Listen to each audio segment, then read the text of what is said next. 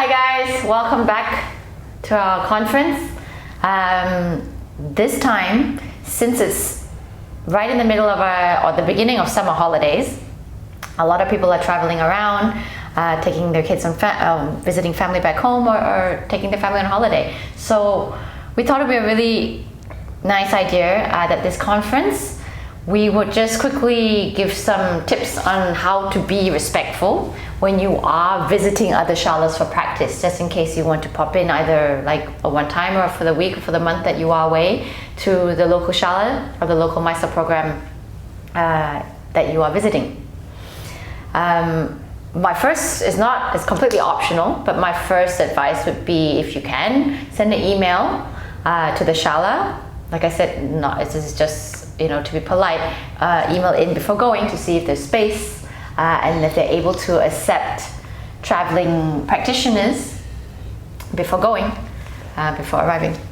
Yeah, just a small introduction is always helpful. Talking about that, when you arrive to the shala, introduce yourself, wait for a convenient time for that, and introduce yourself, where you're coming from, who you are, and if you send that email, hopefully the teacher already know, and that is a nice thing to do, as a respect for the shala and for the teacher of the shala. When you are introducing yourself before putting your mat down to the teacher in the room, that's the time to let them know if you have any injuries or you have anything going on that they should know about. Just like how we did in a couple conferences back, how you would do that with us in Mysore room is also how you should do that when you visit another shala. That's important that they know. Regarding your practice, if you happen to practice more than primary series, make sure that your first day practice primary series, okay? As a sign of respect and also to be safe. Maybe the teacher doesn't know where you come from, doesn't know where you learn, so it's good to just go through primary series first. And if that's the case, the second day that you arrive in the shala, you can talk with a teacher and consult the teacher and ask if you can do second. Okay, that's normal conduct behavior. Yeah, even when we go to Mysore to practice, actually, no matter what, how often you're going, how many years you've been going there, standard procedures when you arrive, the first week is primary. So when you go to any other shala that you've not been before, it is important that you first practice primary. This only applies to students practicing more than primary, whether it's the first day. But if they have other situations where their rule is, if you're visiting, to do first week primary, you have to respect that also, okay? Like I said before, we did a conference Number 2 on how to, the second one? Yeah, second one. Second conference, you can go back and check it in the YouTube channel 2 conferences ago, on how to be respectful to other people, other practitioners in the room as well. So that still applies. Don't go swinging your arms if there's no space, or flipping over back in your chakrasana with no awareness. Be respectful to the people around you. It really shows the integrity of a practitioner when you have control of yourself, your behavior, your practice. No matter what, always follow the instruction of the teacher. You are there because you wanted to go, it's your choice, so as soon as you step in the room, follow the instructions of the teacher that is in charge. Okay? So only answer when there is a question, and if the teacher tells you to stop in any stage of the practice, even if you practice more than that, stop, accept and stop, because the teacher, like I said, is in charge of that room. He will have his own opinions regarding the practice. Hopefully, since almost all of us learn in the same place, it's going to be quite similar. But for some reason, maybe you would think you should stop early. Accept that, no matter what. No need to think, but my teacher did that, but my teacher did. Even if it's taught by us, we appreciate that you follow that, okay? No matter what is the reason. That is quite important, and again, a sign of respect for the person that is standing and trying to teach you, okay? And for sure doing the best they can. I'm just gonna mention this since you brought that up. When you enter a room, into a classroom, and a Mysore class is a Mysore class, it's a classroom. You are a student. In order to be a student, you have to behave like a student. You are there to learn. So if you do enter a classroom, you are there to learn from the teacher that is there.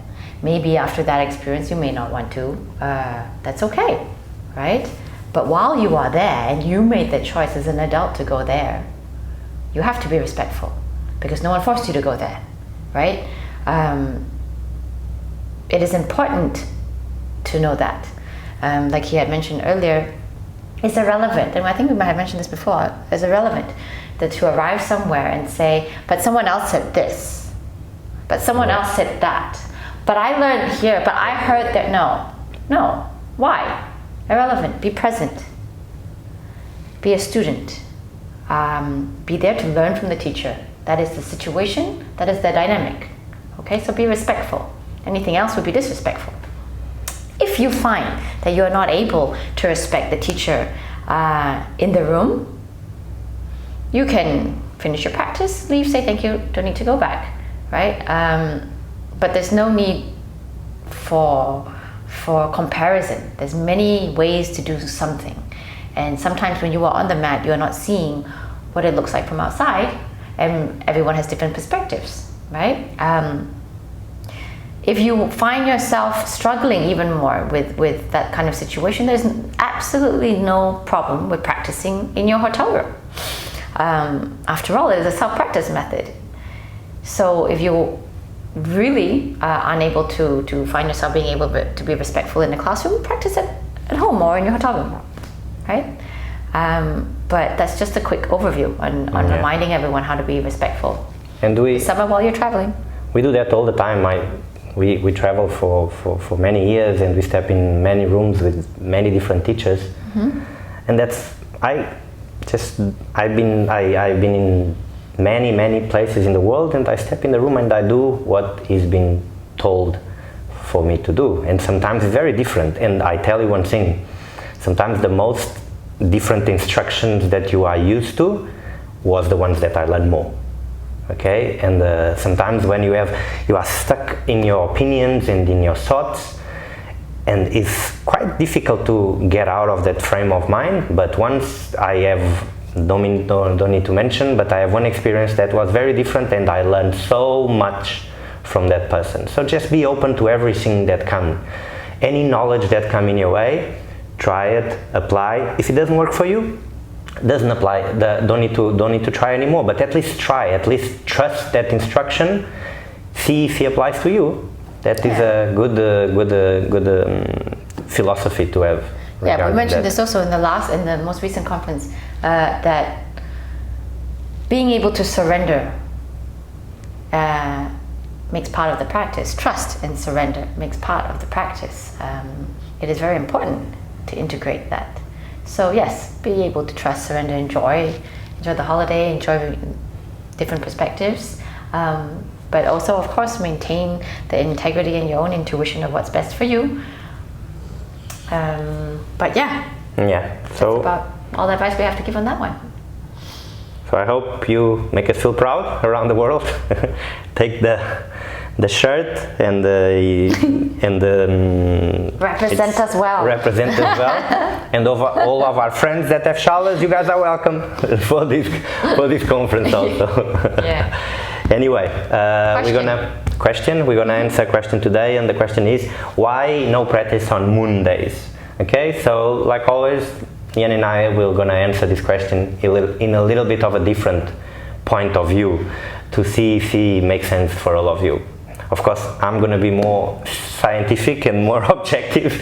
Ian is gonna be a little bit more philosophic. More Yan. So I think you are used to that, and that's who we are. I don't think that's gonna change, but here we go. So for me, I've been surfing for half of my life right now, So I've been observing the ocean for many years. I've been reading tides, see what time is high tide, what time is low tide, and also observing the moon, because I don't know if you know, the phases of the moon affect the tides.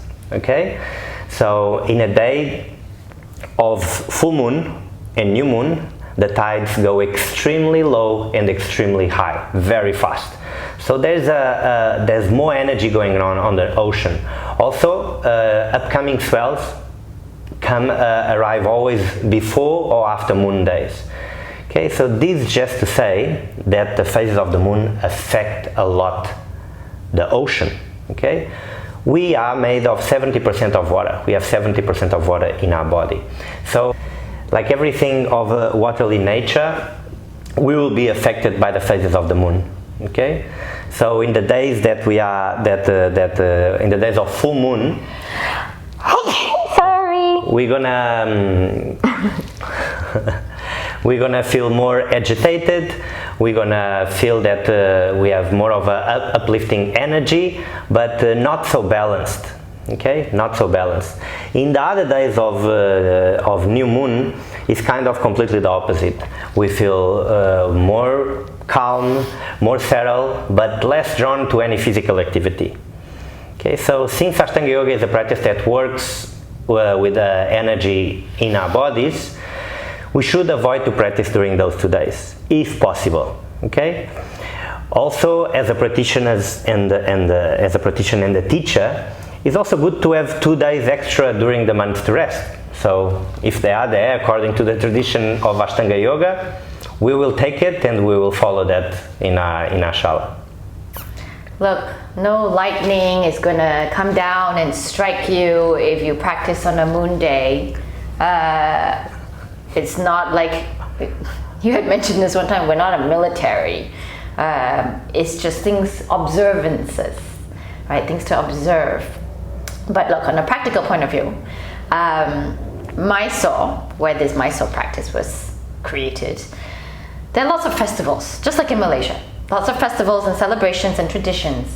And like Malaysia and the rest of Asia, a lot of our festivities are based upon a different calendar than the West is based upon a moon calendar, right?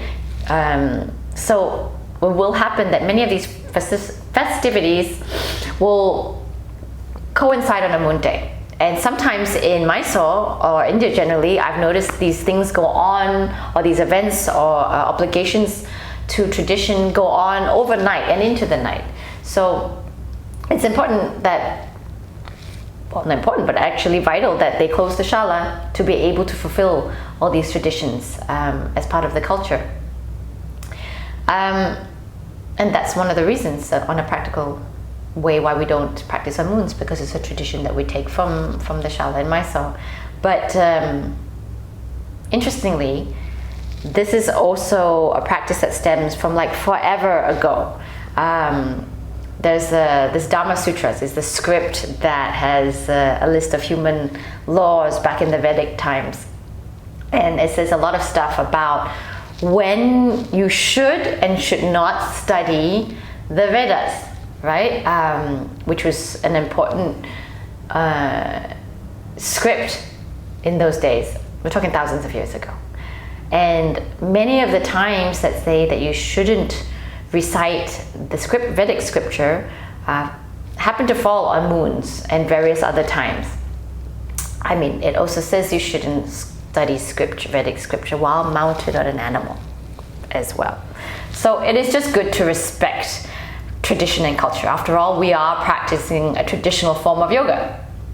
So in respect of the tradition and culture, we don't practice on moon days and teach on moon days.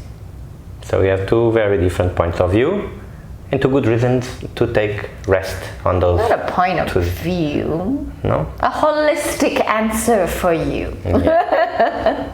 Two good complete answer. Yeah. Two good reasons to take rest and to take rest on those 2 days.